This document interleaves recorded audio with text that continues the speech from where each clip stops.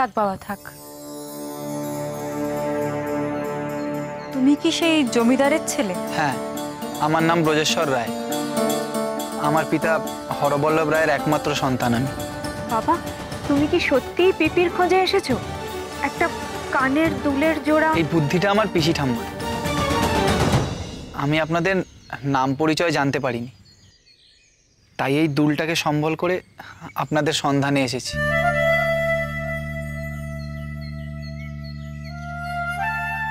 এও তোমাদের এক ধরনের খেয়াল নয় তো বাবা? আপনার অনুমতি পেলে আমি আপনার কন্যাকে অগ্নিসাক্ষী রেখে আমি ঘরে তুলতে চাই।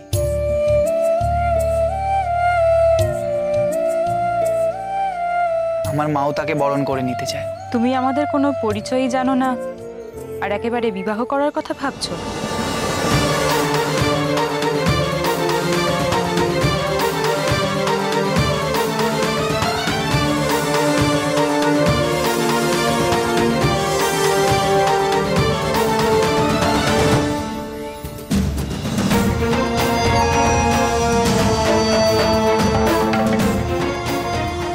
এতটা সময় কেটে গেল, বোঝো তো এখনো এলো না।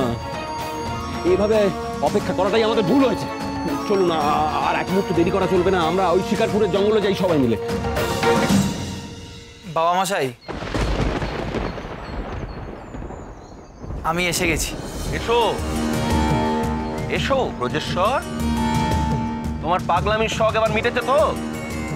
সে মেয়েকে নিশ্চয়ই পাওনি। যত সব পাগলামি। এখন আমি যেখানে বলবো তোমার বিয়ে সেখানেই হবে। দাদু ভাই, মেয়েটাকে সত্যিই খুঁজে পাসনি?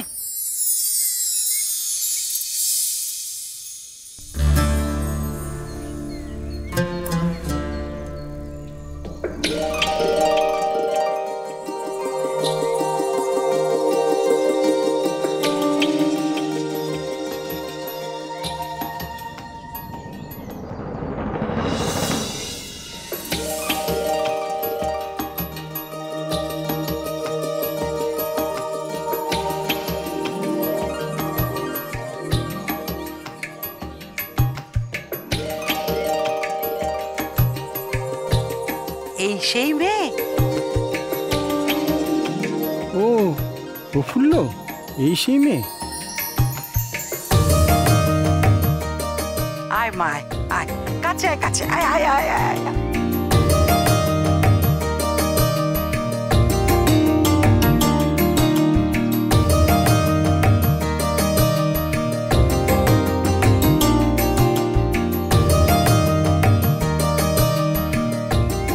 তোর নাম কি মা? প্রফুল্ল। তুই আমার দাদু ভাইয়ের জীবন বাঁচিয়েছিস। তোর কাছে আমাদের পরিবারের সকলে কৃতজ্ঞ মা। আমি আমার কর্তব্য করেছি।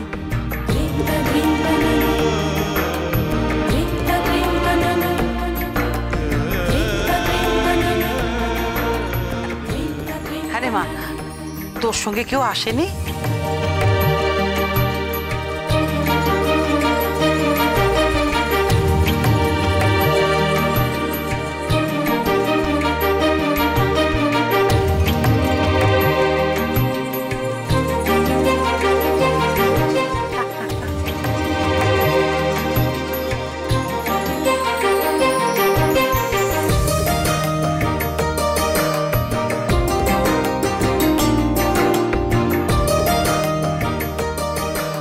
আমিও মা, ময়নামতি।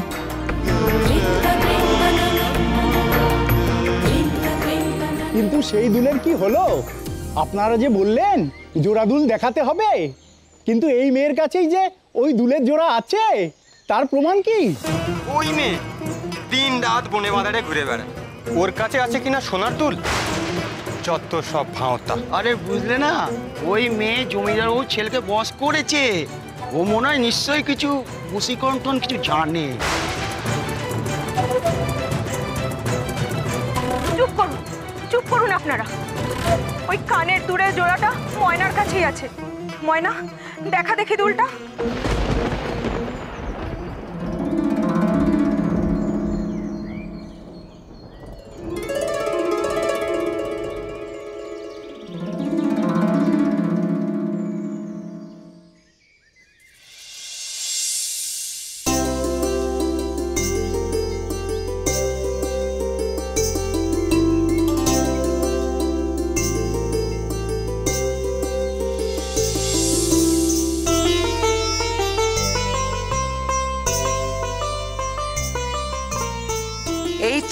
সেই দুলের জোড়া।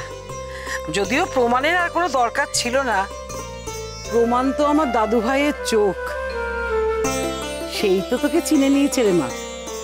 এই দুল আর তোকে নতুন করে কি চেনাবে?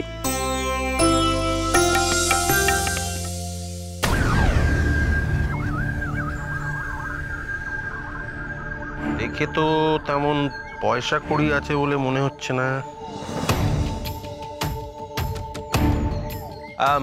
তাহলে এবার চলুন, তাহলে আপনাদের বাড়িতে গিয়ে বাকি কথাবার্তা সারি।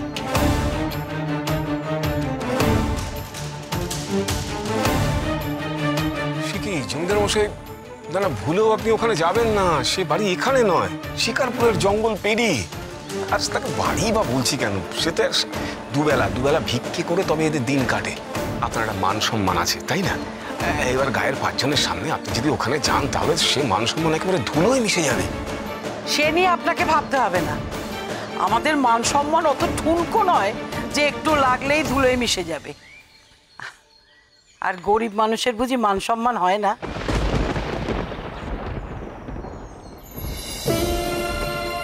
উনি ঠিকই বলেছেন, আমরা সত্যিই খুব গরিব। তাতে কি হয়েছে মা?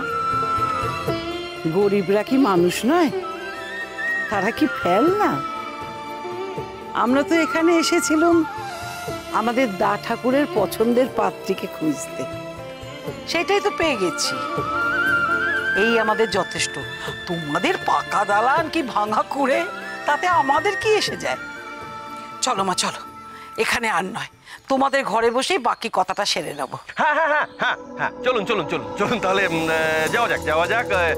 কথায় বলে না, হাজার কথা না হলে নাকি বিয়ের কথা পাকা হয় না। তা চলুন আপনাদের বাড়িতে বসে বাকি কথাবার্তা বলে দিনক্ষণ একদম পাকা করে ফেলি।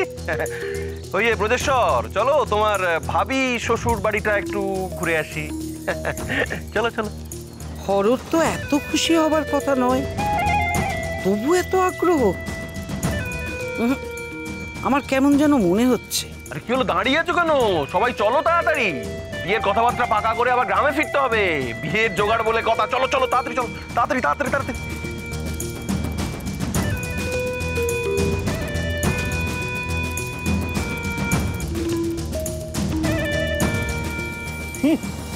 একেই বলে ভাগ্য। ছিল ঘুটে করে নেই, হয়ে গেল রাজরানী।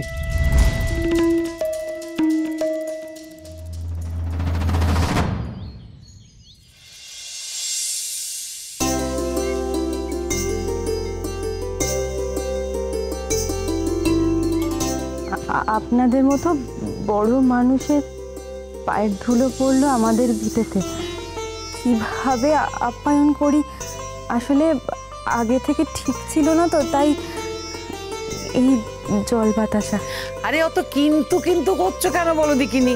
হ্যাঁ, কিন্তু কিন্তু কেন করছো? যার যেরকম সামর্থ্য সে তো সেরকমই আপ্যায়ন করবে। আসল কথা হলো আন্তরিকতা।